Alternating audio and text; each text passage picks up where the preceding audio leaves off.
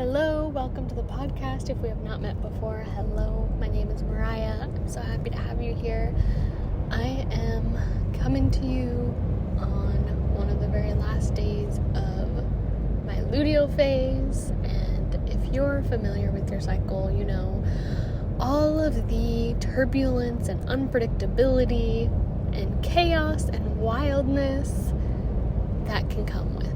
And if you aren't familiar with your cycle, I highly recommend just looking into the different seasons of your cycle, your spring, winter, fall, summer, and learning about how to really just be aware of what's going on in your life at these different points in your cycle. The quick little couple minute, summary, if this is brand new to you, is that in the summer, that's our ovulation. That's when we have the most energy, we're the most clear, we're the most social, we feel the most confident, we're the most outgoing. That's a great time in life to plan all those types of activities. That's a great time in business to plan all those sorts of activities. And that phase is a different length of time for everyone. So, it's important it can be supportive to really get to know that for yourself. And of course, going into fall, I should have really started this at winter. Why did I start with ovulation? Winter is your bleed. You know how you feel then. That's what that is. Immediately after that is your follicular cycle. That is your spring. You're starting to come out. The flowers are starting to bloom. You're starting to get more energy, but you don't want to go too hard. You don't want to work out really hard during that time. You don't want to act like it's summer and just go all in and burn yourself out before ovulation, before summer is really here. And then follicular, that is fall. Everything's dying, everything's preparing to be released. The leaves are preparing to fall. Things are changing colors, things are being released. And there's so much about the hormones and all of that, I just think it's really supportive and helpful if you are a person who has a cycle, or if you're dating one, married to one, friends with one, working with one, any of these things. If you have any interaction with someone who has a cycle, it's just helpful to know these things. So for yourself personally, for me personally, it helps me understand what types of nutrition to give myself during that time, what types of workouts to do, even just what to expect from myself in my workouts, so that, I'm not beating myself up for not being able to do what I can during ovulation when I'm bleeding. It helps us have more realistic expectations of ourselves and be kinder and gentler to ourselves. It helps me know when to schedule things like podcast interviews or really big in-person or online social events, all those kinds of things. It helps me to understand how I might perceive my partner and my friends and those who are close to me during different phases, so that I can more easily tell, okay, is it me that's being sensitive right now? Is it stuff that's going on with me? Or is this person actually being an asshole? Is something actually going on here? Or is it just that I'm extra sensitive right now, or extra tender, extra taking things personally? So that is your quick little mini lesson on your cycles as a woman. And that is where I'm at right now. I'll be starting my bleed any day now, any time now, any hour. And on top of that, because I can never just have one thing going on at a time. And I think most humans are that way. I think most of you are that way.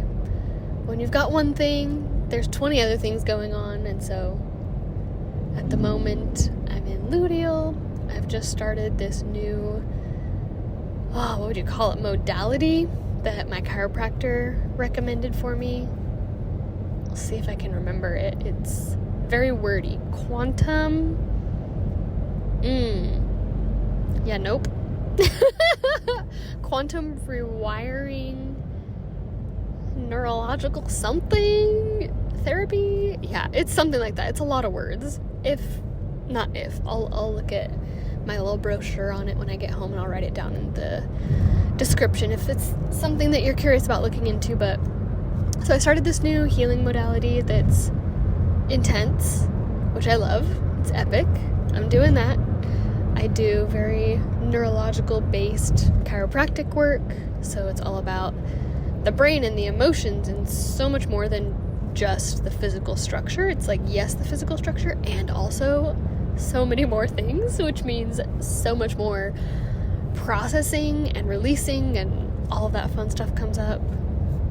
My husband and I are completely restructuring our entire business, from every member of our team to every program that we have. It is so exciting, so much fun, and obviously, we've been running this business for over 5 years now. It's a lot of mental energy and conversations, decisions. It takes a lot to do this, to completely restructure and change everything in the way that we are right now.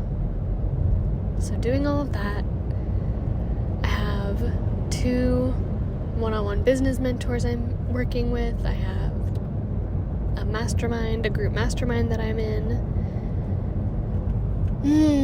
What else? There's so many different things going on at the moment. I'm launching my own mastermind. There's a lot going on. I'm taking on some of my own one-on-one clients. It's a really fun time.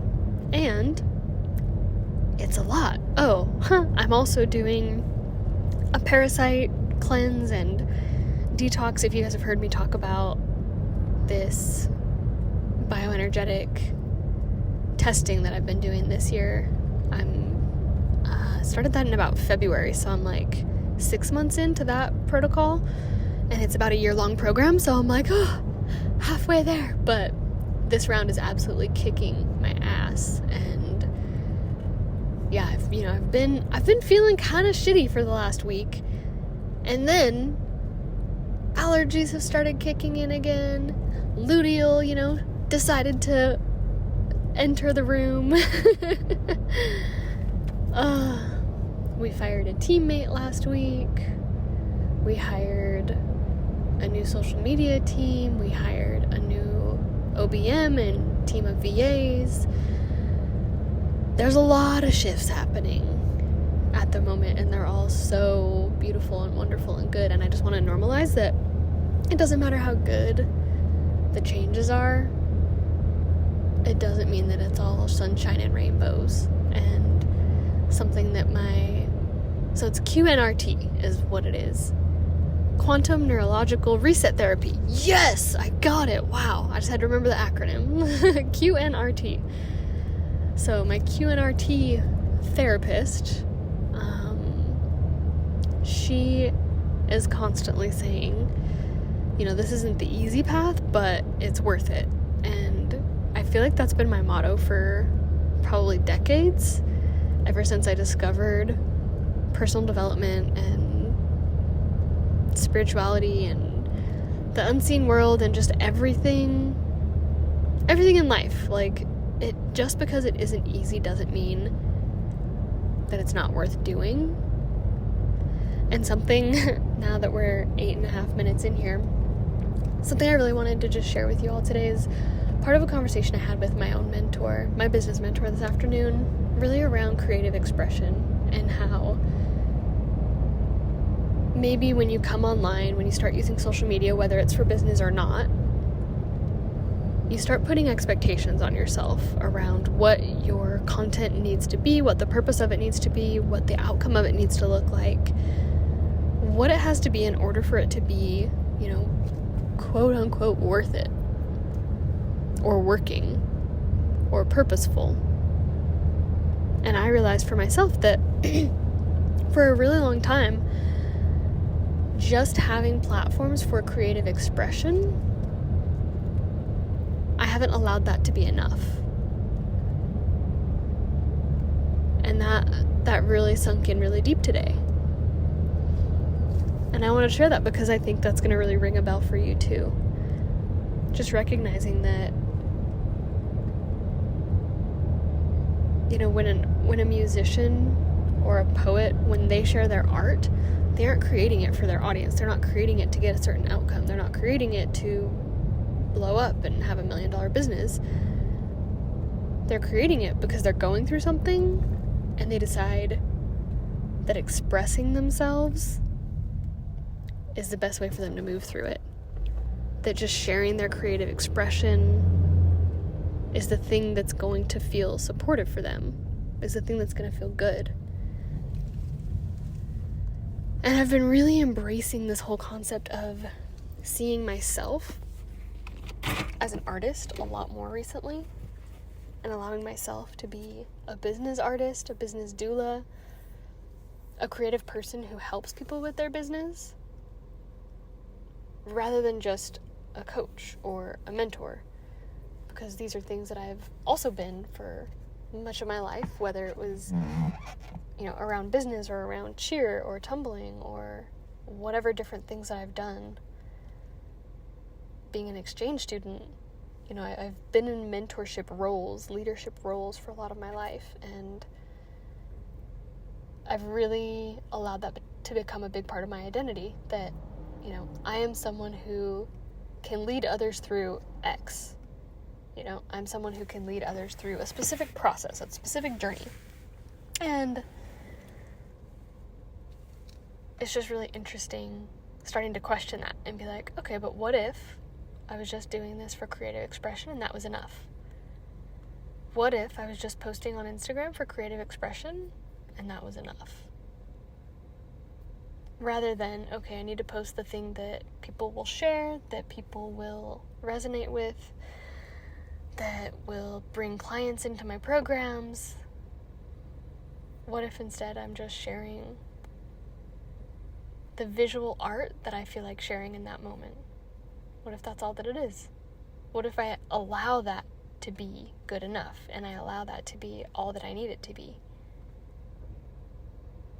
What if I create a podcast for creative expression? What if I allow my voice, whatever the hell wants to come through me that day? Doesn't matter if it's teaching, if it's giving value, if it's, whatever all the rules are. What if it's just for creative expression and I allow that to be enough? And I want you to ask yourself the same thing. Wherever you're creating content, wherever you're doing whatever it is that you're doing, is there an underlying current of obligation? Are you doing it mostly out of obligation? Is it mostly out of pressure? Or is it mostly for pleasure? And this is something that's so obvious when I look back at really all of my journeys, whether it was learning how to tumble, whether it was network marketing, whether it was traveling. Whenever either myself or someone that I'm working with, whether it's a client or different types of students that have come to me in different ways, when I'm working with these people or working with myself, and there's an underlying sense of pressure of this needs to perform in this specific way, it needs to create this specific outcome, it needs to look like this, it never works. Like clockwork. Every single time. Doesn't matter if it's me or someone else that I'm supporting. If there's an undercurrent of, I need this, I must have it, I have to have it, it doesn't work. And I've been absolutely freaking loving a couple of trainings I've been listening to from Andrea Crowder and Catherine Zankina recently. They both do RRT, which is Rapid Resolution Therapy. And I think it's fairly similar in some ways. In some ways it has some similar outcomes to QNRT. QNRT is I think you have to do it in person. It's more physical, and it's really going directly into traumas and removing them, like, from the source, like identifying exactly where they're being held in the body. It's all neurological, it's not energy, which I know that that's not going to be an issue for you guys because you guys are all about energy and spirituality and all of that stuff, but I do think that it's really epic that it has backing in, neurological science, that they can actually show you and, as always, prove to you with our current technology that it works. So there's like zero doubt or hesitation. Anyways, getting completely off track. So, the thing that I've been really loving from both of those two leaders is this concept of pleasure over pressure. And I'm going to share a couple things with you that I've been practicing recently that have just massively helped, because when it comes to any kind of need or requirement, our brain and subconscious see that as, if I don't get it, it's just as essential as air. It's just as essential as water, as food, as shelter. When we're telling ourselves, I need $6,000 to drop into my account right now. I need this person to text me back. I need a specific result on this health test. When we're telling ourselves, doesn't matter if it's silently, if it's one thought you have one time, or if it's a repetitive thought that happens all the time, or if you're saying it out loud constantly, when we're telling ourselves that we need something, our subconscious ties that to having the same value as air. So, what happens if you don't have air? You die, right? What happens if you don't have water? At a certain point, you die. What happens if you don't have food, if you don't have shelter?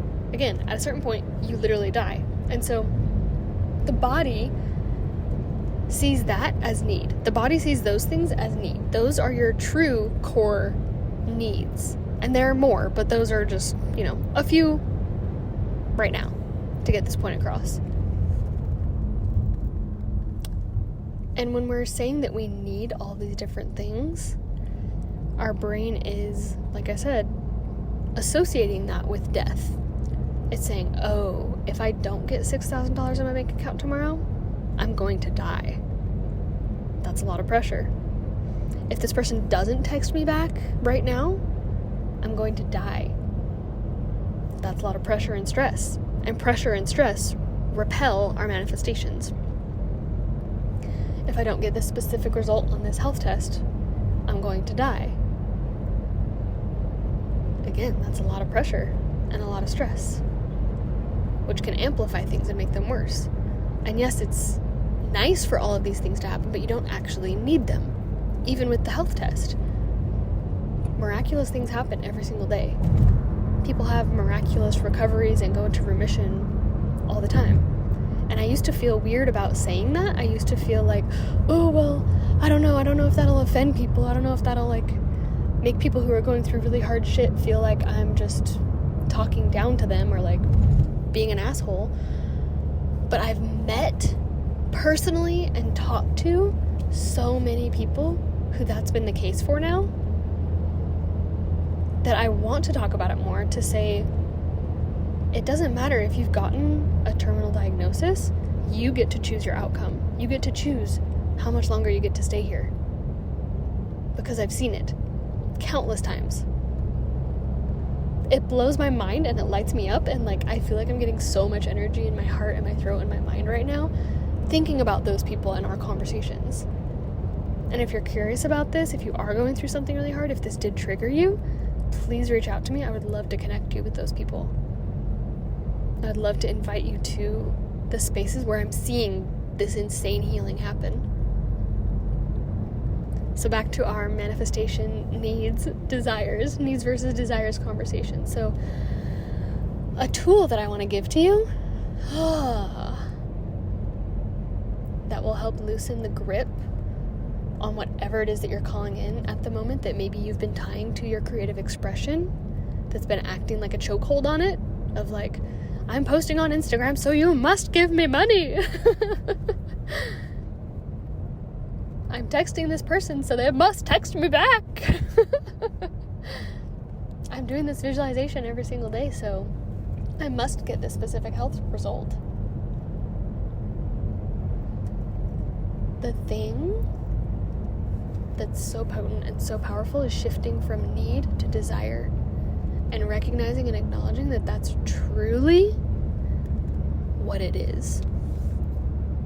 Because once again, of course, it would be so wonderful to have the money. It would be so fabulous to have that person text you back. It would feel so relieving to have that health result. And it's not a requirement. It's a desire. And so a mantra that you can start working with, playing with, is that, okay, hi, I'm back. Tell me I'm not the only one. I was behind, I thought, a cop. And I don't know the laws in North Carolina. So I was like, am I allowed to be speaking into my phone right now? I don't know. So I put it away, and then turns out it was just a park ranger. So the mantra that you really want to be working with is, I don't need it, I desire it. It would be nice to have blank. It would feel so fun to have blank. It would feel so good, so expansive, so powerful, so playful, so fun, so joyful. But I'll be okay either way. I hope that in just hearing that even once, you can feel the relief and the release of pressure in that. So you can use that mantra for absolutely anything. And you can repeat it over and over and over and over again. When it comes to your creative expression, it's enough. Yes, of course, there are methods and modalities and all these different things that you can utilize to increase your odds of getting whatever outcome you're hoping for. And the more you try to perfect something, the more pressure you put on something for it to have to work, especially in a specific way, the more roadblocks you're putting up in your own way of getting the thing that you want. So again, the mantra is, I don't need whatever the thing is that you're thinking of right now. I desire it. I don't need it, I desire it. It would be nice to have it, whatever it is, but I don't need it. I will be okay either way.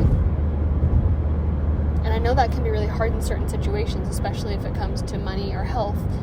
And it's like, okay, but I do actually need this, and I won't be okay either way. But the amazing thing about the universe is, we don't know how the fuck shit's gonna go down. We don't know how things are gonna come through.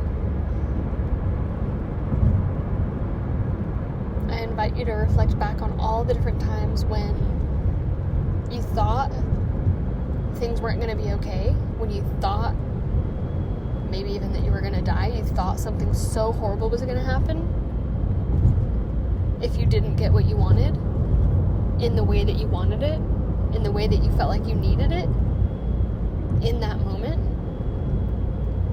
And then somehow miraculously it worked out. Something happened. You survived all those past experiences up until this point, or you wouldn't be listening to this. You wouldn't be here to hear it. But you are. And so have faith. Not even faith, but look for the proof. Look for the evidence that that will happen for you. Again, with the thing that you feel like you need right now. I love you. I would love so much to know if this episode supported you. If you found it interesting, I'm really grateful to get to share with you in this way. And this was my creative expression for the day. In luteal, feeling like I want to burn down my entire business, completely ditch everything, delete my Instagram, delete all the social media platforms. And this is what came of that. I hope that you do send me a message and let me know how you'll be creatively expressing yourself. And I also want to share, I want to say that I doubt there's like accountants or something listening to this, but if you're someone who really loves spreadsheets and numbers and you're listening to this, that's a form of creativity too. Like someone who loves being organized and having things set up in that way, it's just a different kind of creative expression, but it's still is creative. So many people think that they aren't creative, but every single one of us is. To live, to breathe, to exist as a human being is to be creative. You are creative energy. You're born from creative energy. See, now I got started and I can't stop. This is what happens with creative expression. You get going and you don't want to stop. It's the freaking tits. Okay, get out there, express yourself today. I love you. I cannot wait to have more conversations with you in the DMs. I'd really, really, really love to hear your thoughts on all of this, your perspectives, what you agree with, what you disagree with. I want to continue this conversation with you in the DMs, so hit me up.